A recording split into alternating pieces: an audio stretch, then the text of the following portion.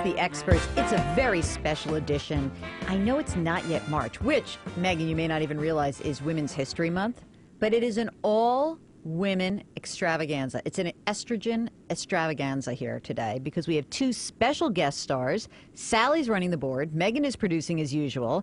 I'm Jill Schlesinger, editor-at-large of CBS MoneyWatch.com, and we are joined by Ellen Gordon Reeves, as well as Kimberly Palmer. So let me give you everyone's bio, which is fantastic. Ellen Gordon Reeves, I don't know, I feel like I want to have like a much shorter description of you, like you are the jobs guru. You can, fine. Jobs guru works for me. You feel okay with that? Sure. All right, let me do the whole thing. She wrote this best-selling book, which is awesome, called Can I Wear My Nose Ring to the Interview? A Crash Course in Finding, Landing, and Keeping Your First Real Job. You know, if you did that with like your first real husband, that could have been a whole nother market. You could have done a kind of a separate follow-up to that. And how do you, can you be led around by your nose ring? Yeah, there you go. I like that. Reeves is a frequent guest on every single national TV and radio show worth its salt.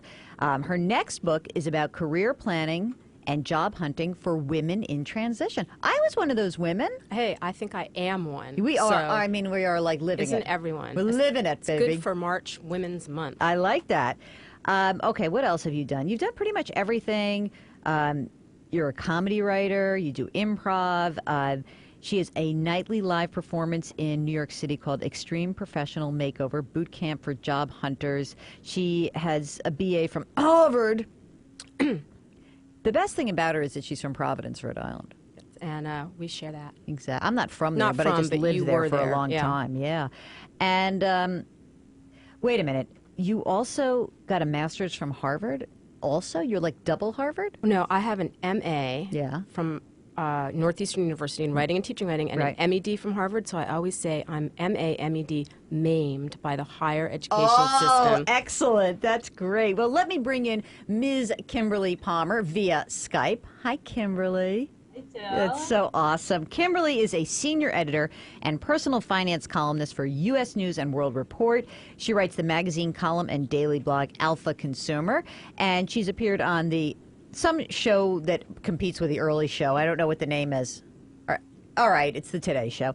CNBC, CNN. She's also been here at MoneyWatch.com for interviews when she was plugging her book, which was actually, why do we have her book in here? What's the name of the book again? Generation Earn, the Young Professional's Guide to Spending, Investing, and Giving Back. Well, we basically brought you here because we are not young anymore. Neither. Speak for yourself. No, I'm older than Jill. But we're basically the same age. So anyway, so here's what we're going to do today, guys. We are going to do a little bit of everything. We're going to do some job and career stuff with Ellen. We're going to do some general financial stuff with Kimberly, and anything else that you want to sprinkle in. You can go onto our website at moneywatch.com. You can log into the live chat. You can send us an email, asktheexperts@moneywatch.com. We got a bunch of questions, and so Kimberly, you know, you can like weigh in here on some of the job stuff. We're going to defer to the Queen of Jobs. Oh, that's a great title. I like the Queen of Jobs. Right. Thank you. The Queen of Jobs. It's so simple. That's it. Queen of Jobs. Okay, so here's our first question. It's from Beth. I'm 61 and I've just graduated with my associate's degree in business administration with high honors. I worked in HR for 16 years and retail for more than 20 years. Oh my God, I can't believe she even went back. Bless her heart. I have recently lost my job. Now I can't even get an interview. What more can I do? I think my resume is fine. So, what do we tell Beth to do? I mean, this is like really rough, right? Well, first of all, Beth, congratulations on your degree. Right. And do not worry about losing the job because this is a great opportunity. And how lucky could you be? You have HR experience and marketing experience. So the first thing you should be doing is going back to all of your friends in HR because they're HR people and you're probably tapped into some kind of HR professionals association, and if not, you better join one right away because you can write your own ticket. You can reach out to all these people, tell them what you want to do, and they're the mother lode. People are banging down the doors to get in face-to-face with HR people, and that really is my mantra all the time. Stop looking for a job and start looking for a person. The right person will lead you to the right job, and you're in HR and marketing, which means you know how to sell, and you know how to sell yourself. About the resume, I just wonder if you're tailoring it correctly to the positions you're applying for. I hope you don't have one generic resume. You've got to really have it be focused on the specific jobs, but get out there and start talking to your buddies because they will lead you to these opportunities. That's great. That's great advice. Hey, Kimberly, when you get inundated from all of your youngster, acolytes there, and they're really having a tough time of this. What's kind of the general pulse in terms of are younger people willing to just take any job? Are they taking this poor job away from our 61-year-old friend? Is this what's happening? The younger people are going to take this job? Well, maybe. I mean, it's tough out there, especially for young people. I hear all the time that people can't get their ideal jobs. They can't get jobs with benefits. They're underemployed. So, young people oftentimes will take any kind of job they can, at least until they can find their ideal job or one that's more fulfilling to them. And what's this thing about, wait a second, Ellen, the whole ideal job? What's up with that? I had a crappy job. I really had some bad jobs. I mean, along the way. But even in this market, I think you have a better shot at getting a job if you know what job you want. And this is where I think people really fall down. They are desperate, they feel vulnerable, not valuable, and they don't figure out what they really want to do and what they can do. And I always tell people, I can get you from here to there if you know what the there is. You can discover it along the way, but you've got to do so much informational interviewing, exploratory interviewing. And let's talk about the age, old versus young thing for a minute. First of all, the reality in this economy is that you are not as young as you feel. You're as young as you look. Wow. This is really important. My friend Lexi, the dermatologist, and the plastic surgeons, get me the Botox. Let's go. Yeah, Let's go. I'm not a Botox fan, but I would do it. Come on. Listen, you think this is my real hair, right? You've got to dye your hair if you're worried about ageism. You got to fix the teeth. No, it's really true because I think people tell me all the time they're worried about ageism, and I say one thing you can do is make yourself look as young as you can. Now, what's the trade-off? You don't want to also look like a 20, over 50, over 60, trying to look like a 20-year-old. That's different. But you want to be professional, and here's the trade-off. If you're young, you are known to be a cheaper hire. Don't tell your mother I said so. You're cheap, but you are a cheaper hire, and you're perceived to be more flexible and malleable and trainable. On the other hand, if you're an older employee, you have the value of experience, and if you can show that you can take direction as well as initiative, which in fact the younger people have to show too because they're considered sort of upstarts, then you really can show the employer, okay, look, I may have been a CEO, but I can work for you. My clients are my boss. If you're the young person, you have to say, I really can. I can take initiative. I know what to do for you. I'm willing to work hard. I don't have family obligations necessarily and different kind of commitments. So there really are pros and cons on each side of this hiring market. Okay, I got a question from Valerie. She wants to know, I'm changing careers and I've gone back to school to further my education. I graduated in May. I'm 50 plus. That always means 55 to me. And pursuing a career 59. 50. You know it means 59. I'm pursuing a career in construction and project management. Well, that seems like not a great place to be as the housing crisis is still with us. But she's a woman in this field. She has a top advantage. This is not a female-heavy field. Okay, her previous job experience is related to the field. What job search tips can you give me as an older person changing careers? So we already know looking young.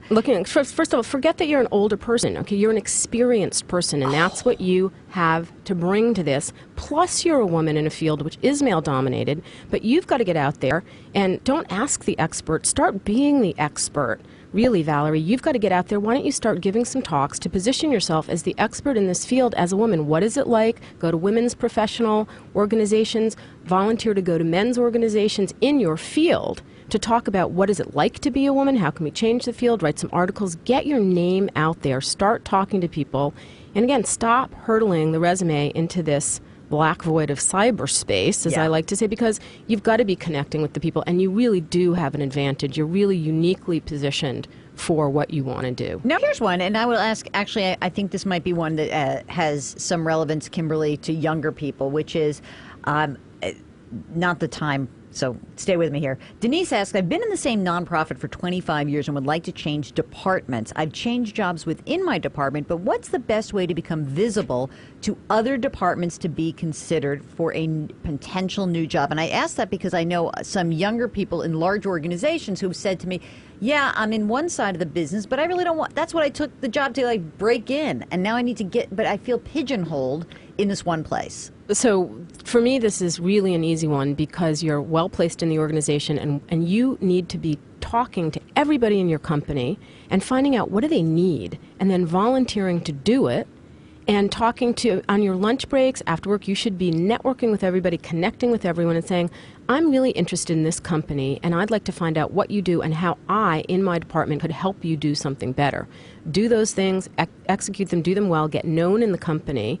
And then, and again, if you volunteer to do work for other people that they don't want to do or can't do, and you can finish projects that other people couldn't do on your own time, believe me, they'll pay attention to you. And then you should be able to pick which department you want to be in because you'll have made yourself so valuable and invaluable to the organization that, and you'll have an overview that few people will have in the organization. Now, Kimberly, when you get notes from younger people, some of the things that I think are interesting is that we now have this generation that feels a little bit scorched by the recession. So are they willing to take a risk to go do something different? Are they willing to kind of give something up that is, you know, like that solid job that I have but I hate? Are they willing to do that?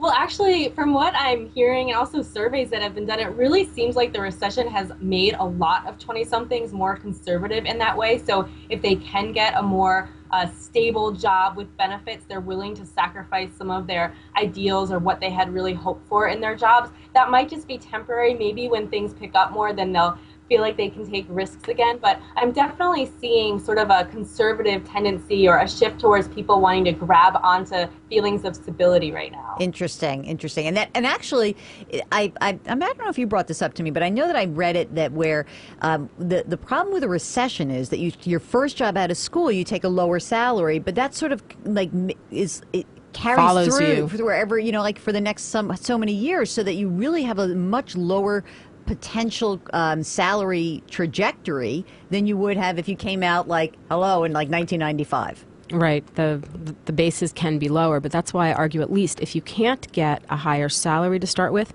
ask for a review in 6 months, try to pump your salary up sooner, and get a better title. What they can't give you in cash, they may be able to give you in prestige.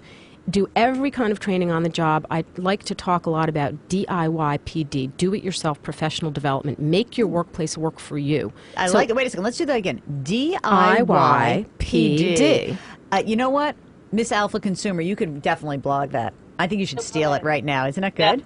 Awesome. Yeah, make sure I want royalties for that. No, just link to her. It'll be fine. Great. That'll be good.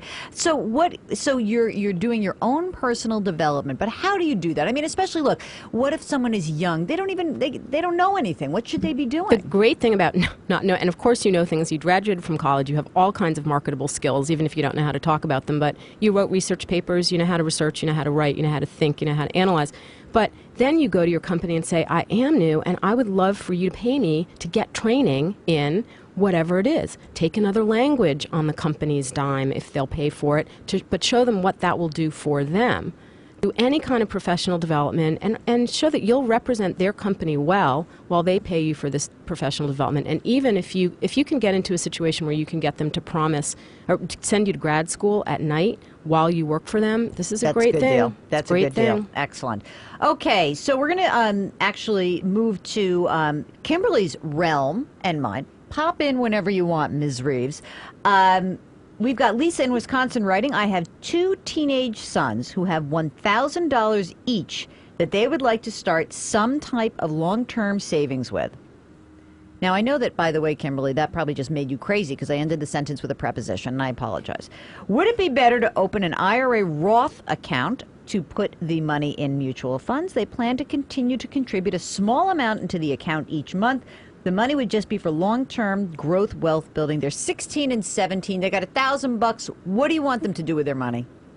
Well, it really depends what they want to do with that money ultimately. So if they're ready to start thinking about retirement, that's wonderful. That is great if they can start opening up a Roth IRA, putting this money in every month to build that, take advantage of that compounding over 30, 40 years, that would be great. But if they want a little bit more flexibility with that money, maybe they want to have it there to help them get their footing when they're in their 20s, just finishing school, or maybe they want to have it for a down payment on a house. So if you want flexibility and it's not just earmarked for retirement, then it definitely makes sense to open up a brokerage account. You can invest in index funds and mutual funds, really whatever you want. So that would give you more flexibility if you're not 100% sure that you want to save that money all the way until retirement. Yes, they only have, you can have this money in 43 years, just 43 short years, and you'll have that money. Oh, all right.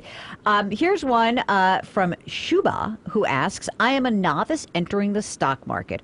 What's the best way to get started? Any resources you can recommend, Ms. Alpha Consumer? Is it better to use a broker or use one of the online trading services? So you must answer this question 1,000 times. Where do people go? What do you suggest? Well, it first starts with just doing a little introspection. What kind of investor are you? Do you want to be the kind of person that spends a lot of time doing research on your own? Would you rather outsource that work than working with a financial advisor? So you really have to think about what kind of investor you want to be. In terms of just getting started, I always recommend some of the classic investing books, like A Random Walk Down Wall Street, just to sort of start figuring out what it's all about. And then once you really decide what kind of investor do you want to be, then you can decide if just open up a brokerage account and start experimenting on your own, or maybe you do want to work with a professional. So it really depends on your personality. And of course, when you work with a professional, it's going to cost you money. And so my as the person who used to get paid to do this, I would say that for many times, I would say to people, well, you should learn, even if eventually you do hire somebody, I think it's great to actually see what it is like to watch that money go into that Vanguard index fund and, you know, the bond fund, and see it move around and have a greater appreciation for what you're doing. Somehow or other, when you're connected to it, at least early on, the benefit is you're really sort of bought into the process. And that actually will make you have a better, if you choose to work with a broker or an advisor down the line, you'll be better at managing that relationship. So I think that would, I actually think that it's good to just go straight in. Don't go straight to like your daddy's broker. That's not going to work. I promise you. First of all, the guy's going to treat you like, you know what? Nothing good is going to happen there. All right, here's one from newlywed Steve. You ready, Kimberly? Ready. All right. My wife and I were married last year. We each own a house. Ooh, that's good. We are renting hers out. We will likely soon put my house up for sale and then apply for a pre-approval on a new mortgage for a new home. At the same time, I'm thinking seriously about seeking new employment. Ding, ding, ding. How much of a factor is it from a lender's perspective that one of the two applicants just changed jobs? Could this hurt us as we apply for a mortgage? I might also add that my wife earns about the same amount as I do, but she's in sales. Her earnings are entirely commission-based. Kimberly, should they buy the house first while he still has the job, or what do you think? Yeah, well, that's a tough one, because actually lenders can look down on that. Lenders can hold it against you if you've either just recently changed jobs, if your income is unstable. Lenders all have their own requirements here, and sometimes they want to see 2 years or at least 1 year of stable income from the same source. So you definitely want to think about that. But it might just mean you have to do more research, shop around, see what lender will offer you the best deal. Changing jobs like that isn't going to make your credit score lower, so it's really a matter of just finding the lender, figuring out what criteria the lenders are going to put you through.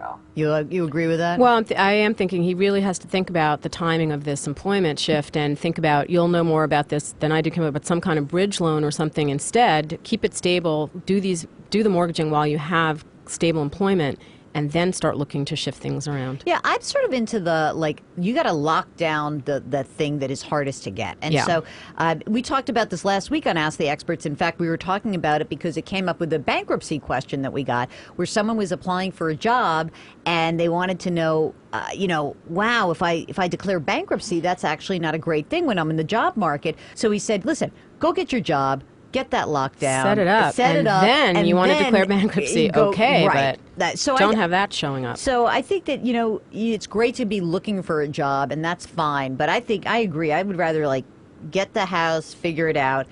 And now we have one. By the way, Kimberly, didn't you just buy a new place? Did you have a baby and a house? And what else did you do in 1 year?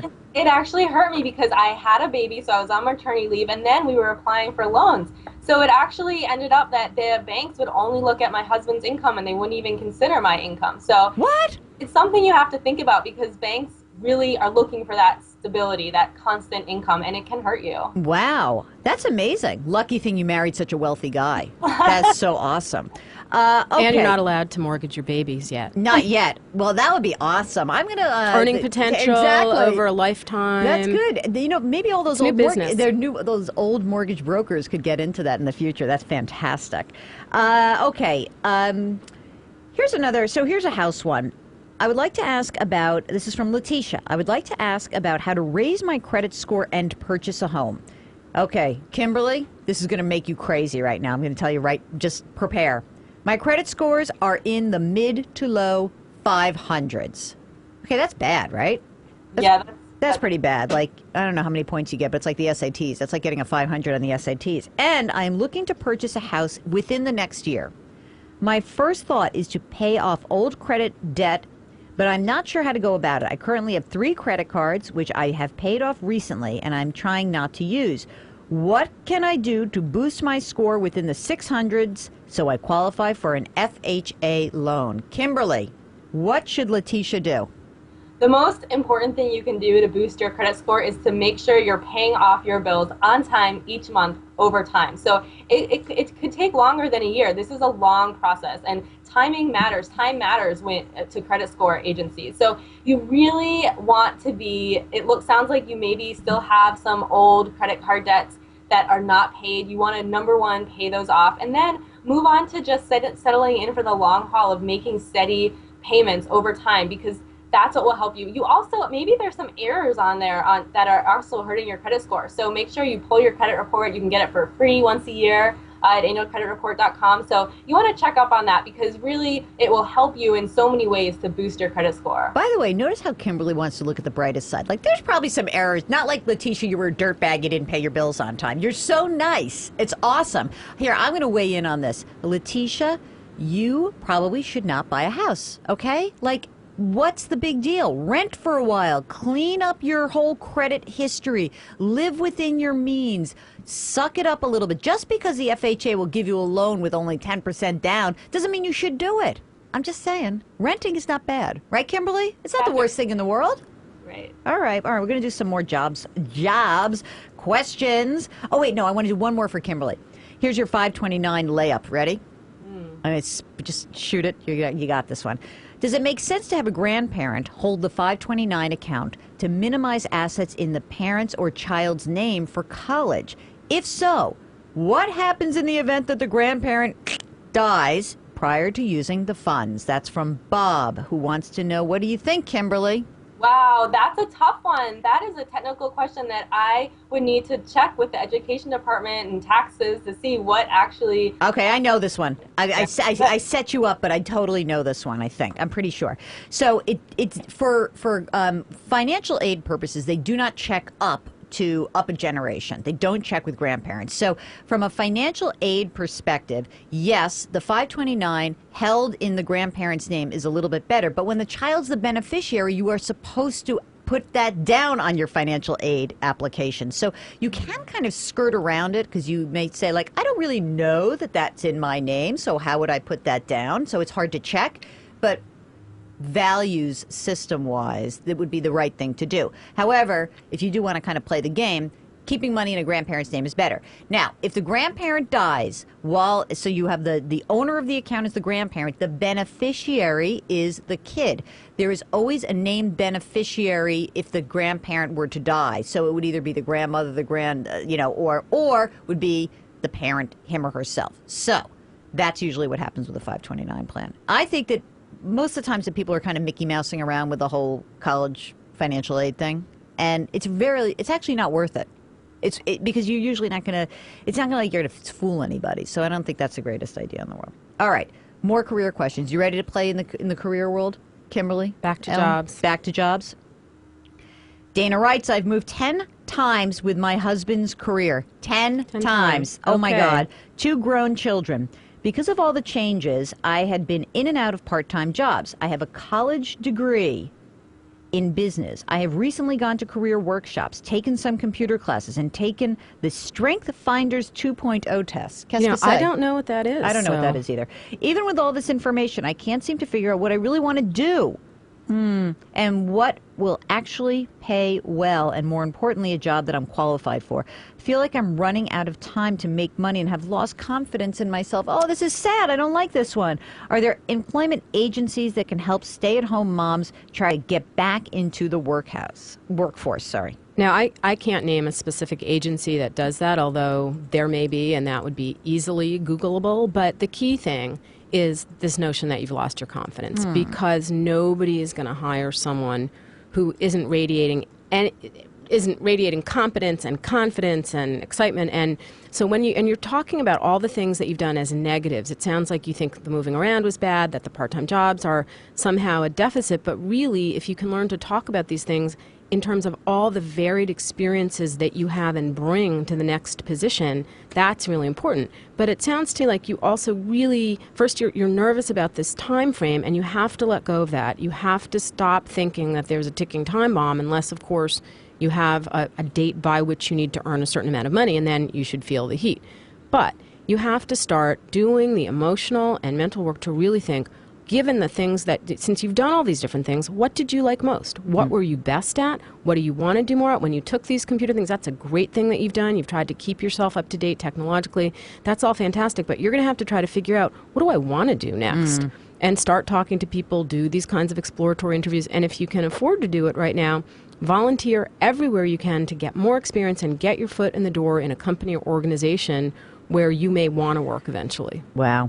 It's sort of sad when you hear that. I have to say, like, my sister's been a stay-at-home mom for 20 years, and her, it's like her kids are getting older. She was an investment banker. You couldn't really do that part-time as a mommy. Right. So she says to me, who would hire me to do anything? And I think you're right. It's like that attitude. This is the thing, and I actually run a group for women in transition, and these are all people who have been home with their kids and are extremely competent. They've been TV producers, they've been CEOs, and they feel that since they have been home with their kids, everything has gone away from the past. And there are a couple of things about this. Anyone who's managing a home with children is a multitasker, is a manager, has fantastic skills, and you have to learn to talk about them that way. And the other thing is you have to realize that your competence didn't stop when you had children. So to give a concrete example, someone...